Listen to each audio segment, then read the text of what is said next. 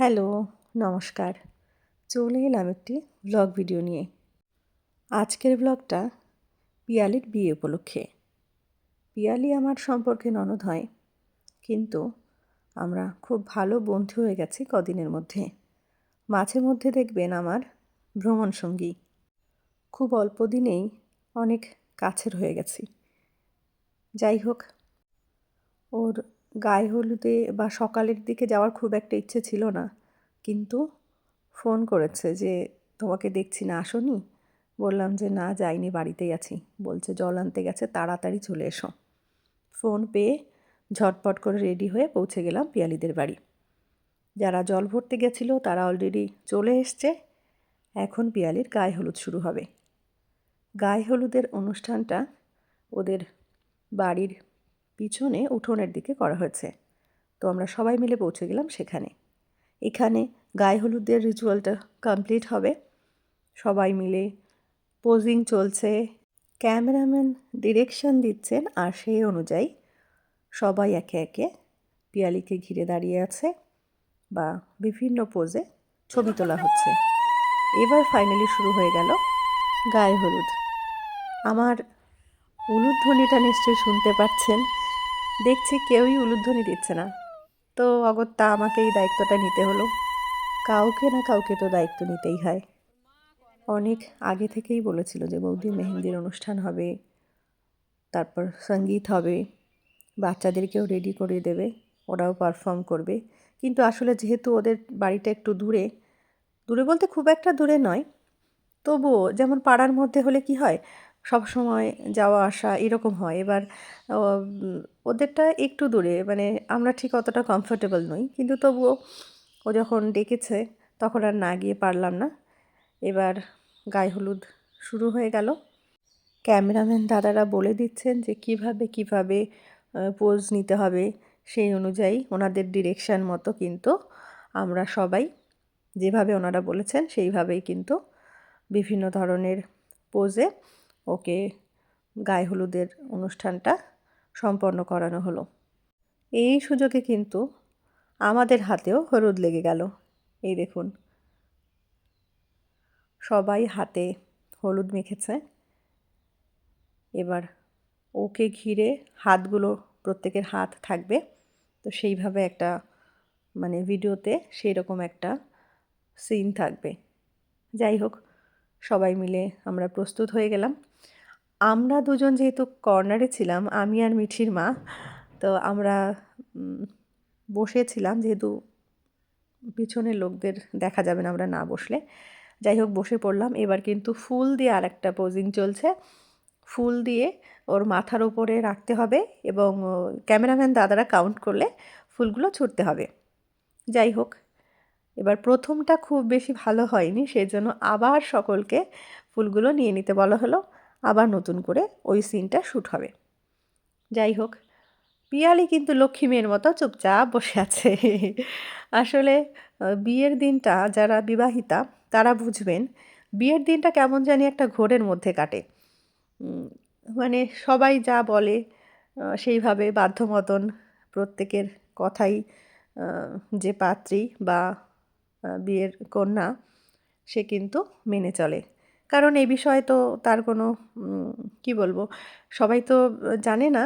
তো যেভাবে বলা হয় সেইভাবেই সে সেই কাজগুলো পুতুলের মতো করে যায়। যাই হোক, এবার কিন্তু মাথায় জল দেওয়া হবে, গায়ে হলুদের পরে স্নান।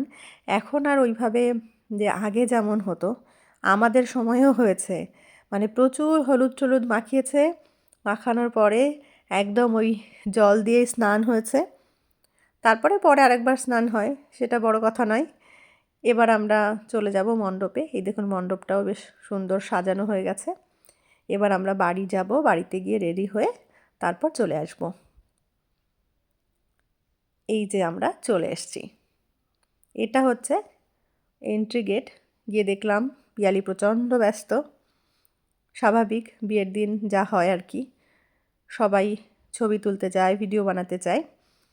তো আমরাও সুযোগের অপেক্ষায় ছিলাম কখন পিয়ালির সাথে ছবি তুলব বা ভিডিও বানাবো। এবার হচ্ছে আসল কাজ। এই যে আমরা খেতে বসে গেলাম, খাওয়া শুরু হয়ে গেল। খাবারের ভিডিও কিন্তু বানিয়েছি। এই দেখুন, রাধা বল্লভী চানা মশলা, এই যে ডাল আর হচ্ছে ভাত, কাতলা মাছের কালিয়া। এবার চলে যাব ফ্রাইড রাইস আর চিকেনে, সাথে স্যালাড।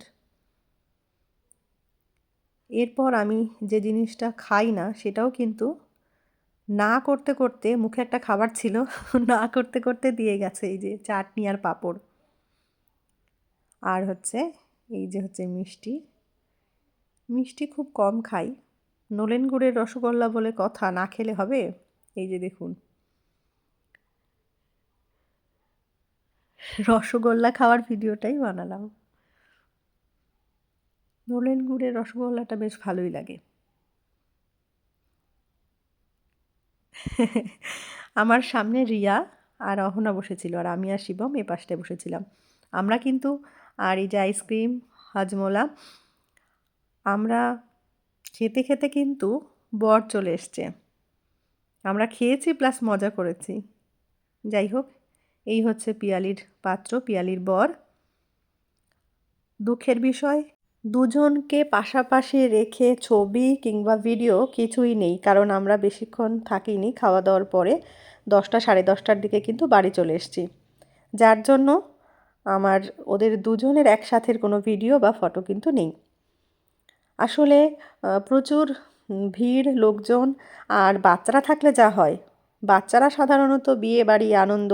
ও ভালো কথা, আপনাদেরকে তো ফুচকার স্টল, কফির স্টল বা পকোড়ার স্টল এগুলো কিন্তু দেখাতে পারিনি, বা ওটা মাথায় আসেনি। যাই হোক, অ্যাকচুয়ালি গ্যাদারিং ছিল ওখানে প্রচুর, যার জন্য আর ইচ্ছে হয়নি যে ওখানে গিয়ে আবার মানে ঠেলাঠেলি করব। যাই হোক, এখানে এবার বরকে বরণ করা হবে বা বরকে ভেতরে নিয়ে যাওয়া হবে।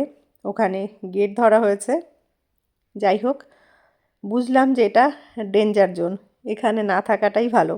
খানিকক্ষণ দাঁড়িয়েছি, অনেক কষ্টে বরের ভিডিও বা এই যে পিয়ালির কাকিমণির একটু ডান্স, এই অল্প একটু আধটু টুকরো মুহূর্ত আমি ক্যাপচার করতে পেরেছি ক্যামেরাতে।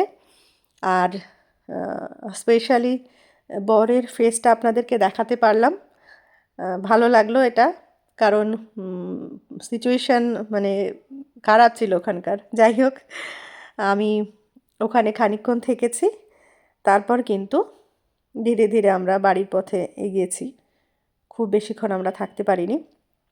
যাই হোক, পিয়ালিকে অনেক অনেক শুভেচ্ছা, ওর নতুন জীবন সুখের হোক, ওরা ভালো থাক, খুব ভালো থাক, সুস্থ থাক, এই কামনাই করি ঈশ্বরের কাছে। পরম মঙ্গলময় ঈশ্বর ওদের মঙ্গল করুন। ওরা আজীবন যেন এইভাবে সুখে দুঃখে একে অপরের সাথী হয়ে থাকতে পারে। আর কি বলবো, শুভকামনা রইল অনেক ওদের আগামী জীবনের জন্য। ওর মাকে দেখে আমার খুব খারাপ লাগছিল, আর নিজের বিয়ের কথাও মনে পড়ছিল। আসলে মেয়েদের জীবনটা বড় অদ্ভুত, কোথায় যে শুরু হয়, কোথায় যে থেমে যাই আমরা, আর শেষ পর্যন্ত জীবন কোথায় নিয়ে দাঁড় করায়, বড়ই অদ্ভুত। অনেকেই ভাবে যে মেয়েদের জীবনে কোনো কষ্ট নেই, তারা বিয়ে করে অন্যের বোঝা হয়ে যায়, মানে তাদের সেই রকম কোনো কাজ করতে হয় না, খায় দায় ঘুরে বেড়ায়। কিন্তু সংসার অনেক কঠিন। যারা সংসারী মানুষ তারা ভালো বুঝবেন যে মেয়েদের কত কিছু ফেস করতে হয় সংসারে থেকে। আরও অনেক যন্ত্রণা যেগুলো লুকানো থাকে, সেগুলো কেউ বলে না। প্রত্যেকের জীবনেই কিছু না কিছু যন্ত্রণা আছে, যেগুলো লুকিয়ে হাসি মুখে সংসার করতে হয়। কারণ ওই যে সব জায়গায় সব কথা বলতে নেই, মেয়ে মানুষ তো সহ্য করতে হয়। তবে জীবন এগিয়েছে, মানব সভ্যতা এগিয়েছে, নারীরা কর্ম করে এখন, তাদের চাকরির সুযোগ আছে, স্বাধীনতা আছে। যাই হোক, মানিয়ে নিয়ে এগিয়ে চলাই জীবন। আজকের ব্লগটি আপনাদের কেমন লেগেছে অবশ্যই কমেন্টে জানাবেন, আর ভালো লাগলে লাইক কমেন্ট শেয়ার করবেন। একটা স্পেশাল মোমেন্ট, এই যে রিয়া আর রিয়ার বোনের আইসক্রিম খাওয়া, এটা কিন্তু মিস করবেন না। লাস্টে যে এত সুন্দরভাবে ভিডিওটা শেষ করতে পারবো এটা কিন্তু কোনো আইডিয়াতেই ছিল না, হঠাৎ করেই পেয়ে গেলাম। যাই হোক, সবাই ভালো থাকবেন, ধন্যবাদ।